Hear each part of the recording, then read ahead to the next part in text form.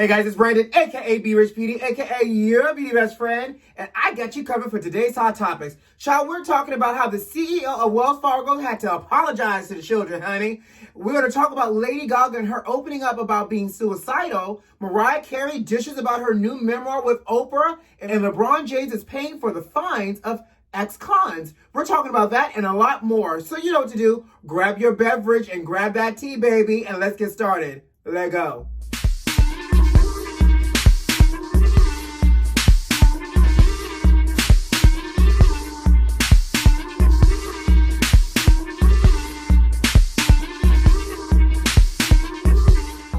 All right, beauty besties and family and everybody else in between, how y'all feeling? You know, yesterday was a real tough one, especially with everything that was going on. It was a lot of hatred happening yesterday. I felt like every moment I opened something on social media, it was something about, you know, some form of hate act against a black person. And obviously, the Breonna Taylor situation. We're going to talk about Breonna Taylor, but in the meantime, you know it's bad when Jehovah's Witnesses call you and they leave you a voicemail. Child, I had walked away from my phone at one point yesterday and picked it up and saw that I had a missed call from a 770 number. Now, you know, I'm from Atlanta, so that was 770-404 and 678 are all area codes for Atlanta. Right. So I'm over here thinking somebody I knew called me. And so I listened to the voicemail because it said, you have one voicemail. Child, I click on it and it's a man with a baritone voice on top of that talking about, hi, Brandon, my name is X, Y, and Z. And I'm just calling as a Jehovah's Witness to let you know that God is real. And, you know, during these unprecedented times in terms of a pandemic, that it is important that you know God. Now, let me tell you something. I got a praying grandmama, and I am fortunate. I know God, and I know Jesus, and I know my Lord and Savior. I am covered in the blood and wrapped up in Christ. Yes, God. But I was just like, ain't that something? You know, it's COVID-19, honey, and Jumanji 2020. I guess you got to pivot and turn with the times. As Jehovah's Witnesses, you can't be running up on nobody's door and knocking on wood. I guess now, honey, these people got the master list. I don't know where they got my number from, but these people got the master list, and they are dialing up to try to get you on the line to tell you about the coming of the Lord. Now, he wanted me to call him back. Y'all know my finger accidentally slipped and deleted the message before I can call him back, right? But I guess, you know, you got to spread.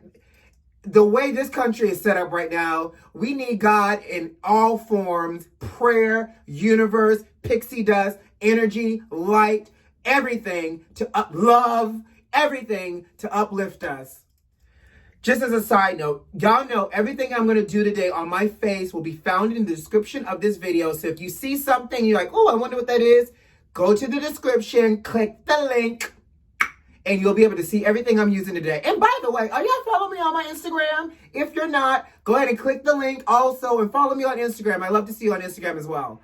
So, child, let's talk.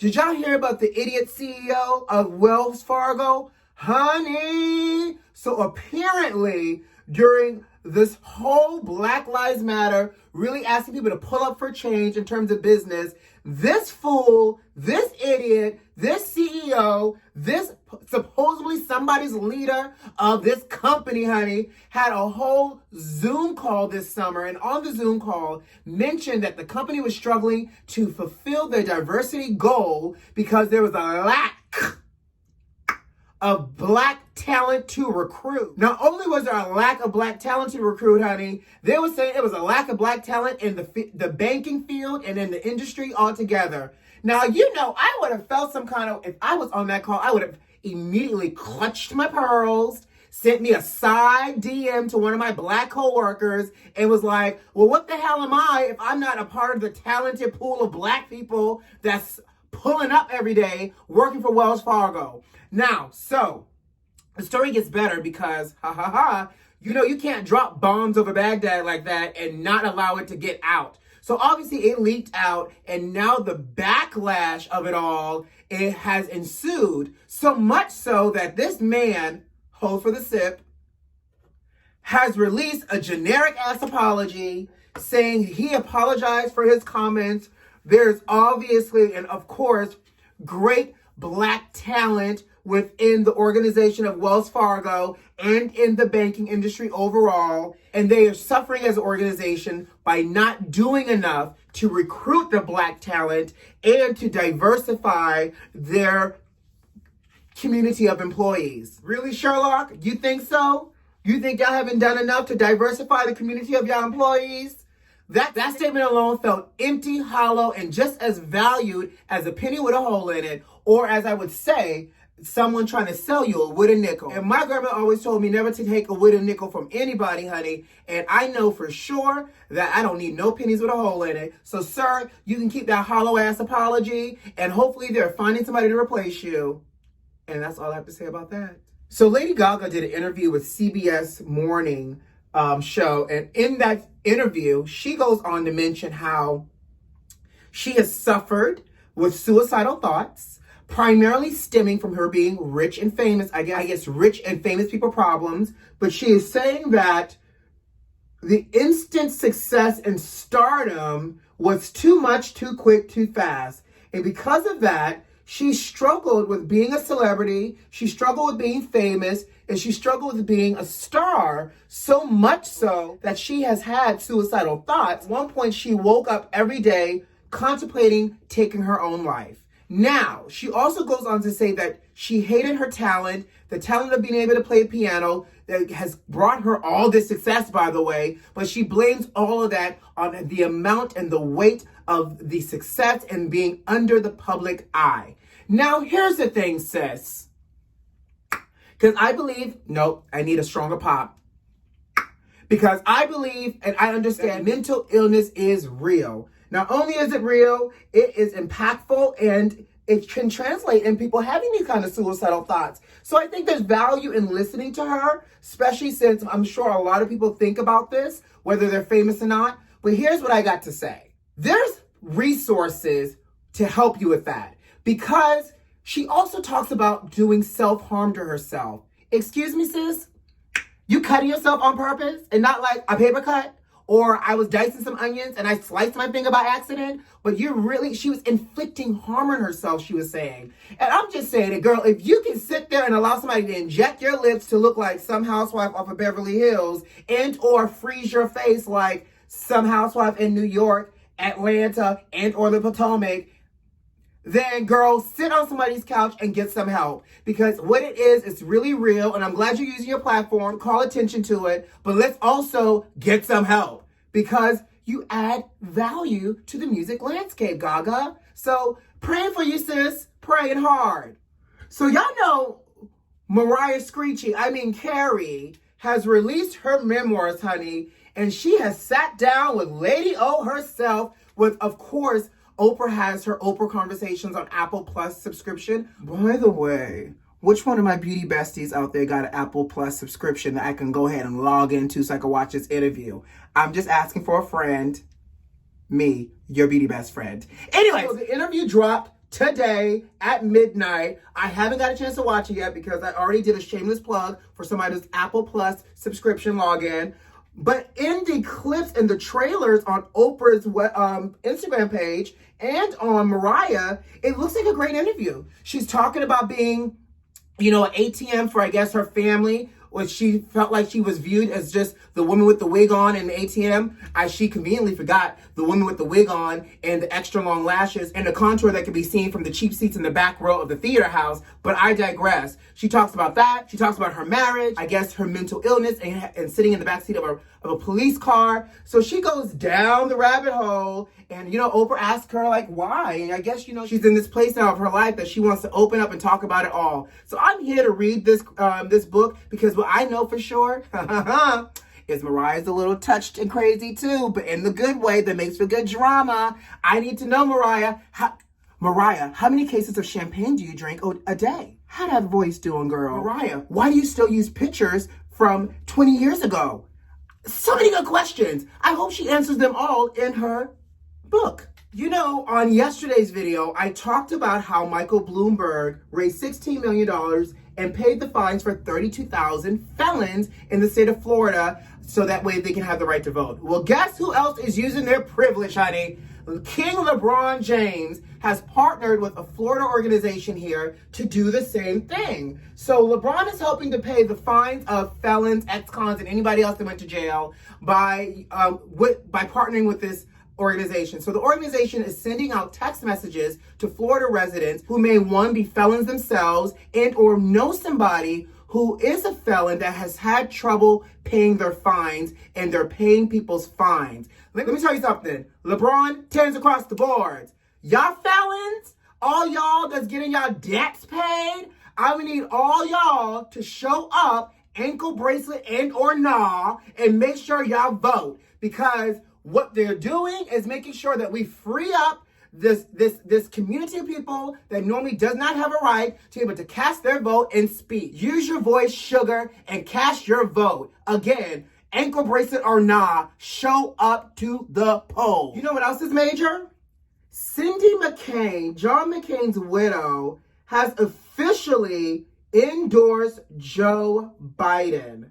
Now, baby, that's a big deal because Cindy McCain and the McCain family are proud Republicans. If y'all remember her late husband, John McCain, he ran twice as a Republican candidate for the presidency. And of course he lost and he's gone on to glory, God rest his soul. But this is a big deal. So Cindy McCain is endorsing Joe Biden basically because she's saying whether she's Republican or not, Joe Biden can do what this current president can't do. It's uniting the country and bringing compassion back to this country, which we all know we need. Now, what I want to know is if Cindy's crazy-ass daughter, Meghan McCain, going to do the same thing, because you know she's a diehard Republican, and she sits up on that View every day trying to spit logic from what's coming from the White House, along with defending this Republican Party till she's blue in the face. I mean, she talks so much that you would believe that she lives in Candyland herself, the amount of hypocrisy and fantasy rhetoric she spews. But Cindy, make sure you go ahead and touch your daughter, Meghan, so that way she can use her base to put it behind Joe as well. Because at this point, girl, we need everybody's all hands on deck. And if this might be the case. Y'all know yesterday I talked about Chance the Rapper saying, follow your mother's advice about who to vote for. Meghan McCain, follow your mother's advice about who to vote for. Vote for Biden, okay? All right, y'all. So, let's transition. So I learned a new word yesterday, and it's called wanton endangerment. That was the first time I've ever heard that word in my life. And for those that may not know, I'm going to read you the definition of wanton endangerment. A person is guilty of wanton endangerment in the first degree when, under circumstances manifesting extreme indifference to the value of human life, he wantonly engages in conduct which creates a substantial danger of death or serious physical injury to another person. Wanton endangerment. That is the charge that only one of the officers out of the three are being charged in the shooting and the murder of Breonna Taylor. Now, I want to talk about this and I want to unpack this because this is a conversation that has been woven into our everyday society for the last couple of months. From protests to billboards to t-shirts to March on Washington. It is the fabric of what we're dealing with in America right now. And Breonna Taylor's killers, let that resonate. Breonna Taylor's killers did not get indicted for shooting 16 bullets in the home. Now, the Attorney General, Daniel Cameron, who I'm still looking a little side-eye at, who's officially lost his invitation to the cookout. He is now skinfolk, not kinfolk, and so much more. He delivered his speech yesterday talking about the investigation, the special investigation, the FBI investigation. And, you know, honestly, a lot of what he said was a lot of gibberish. And I knew some tomfoolery and some hypocrisy and some unmitigated gall was about to come out of Louisville, because the day before they announced this press conference, the city of Louisville boarded up the city increased police presence, and it had to have been in direct preparation for this bullshit ass indictment. And I'm just being really passionate right now, so excuse my language. But what hurts me as a black man, as a black American, is that we're not safe. I live in a country where my simple existence is not safe. So much so that someone can not knock, even though they said that they knocked and announced themselves. And you know, I will even play devil's advocate. You come into somebody's home in the middle of the night and they're in their sleep, and probably in a deep, good old REM sleep. And you expect someone to be taken out of their sleep. And y'all know, how many of y'all have ever been shaken out of your sleep? You're a little disoriented.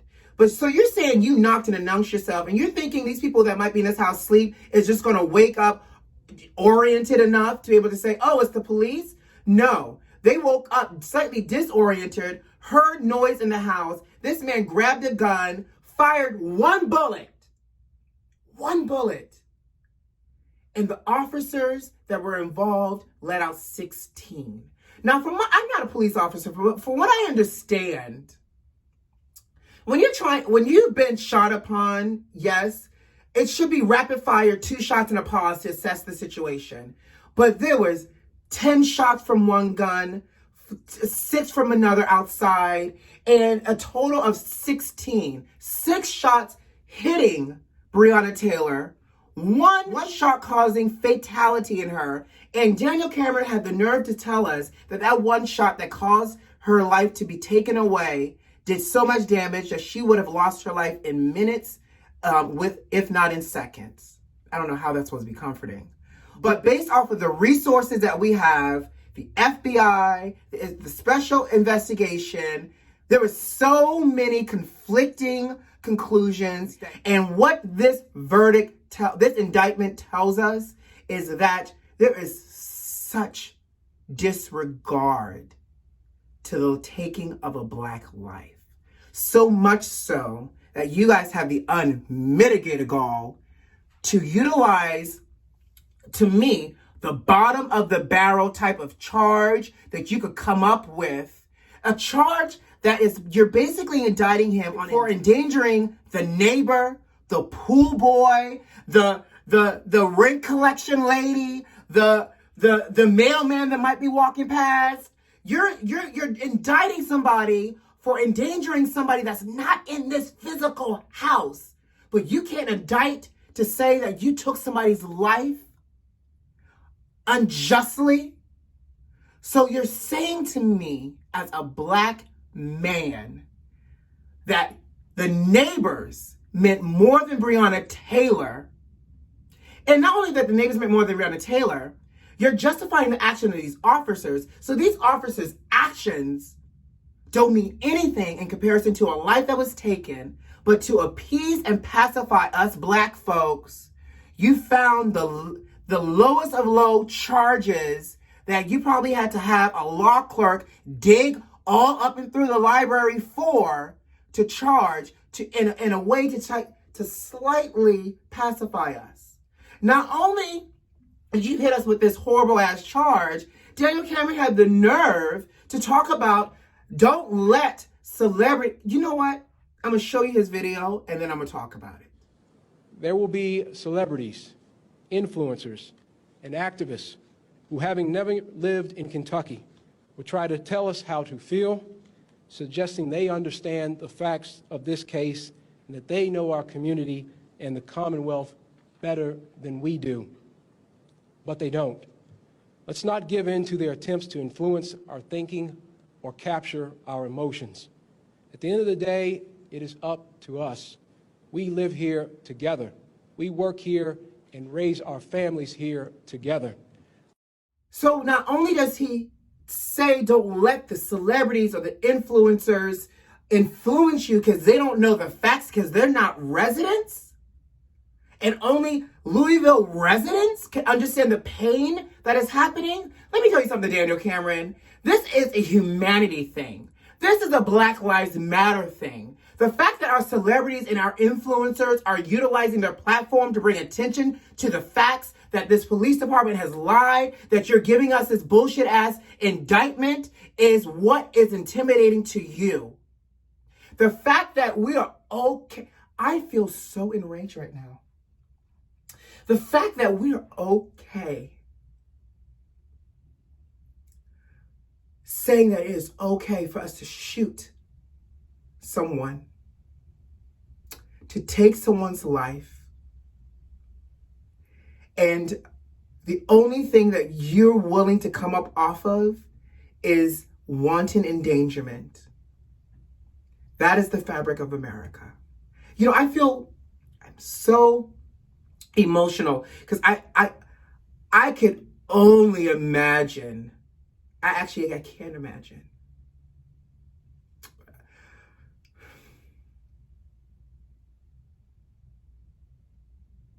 My heart bleeds. My heart bleeds for Breonna Taylor's family, her mother, the community.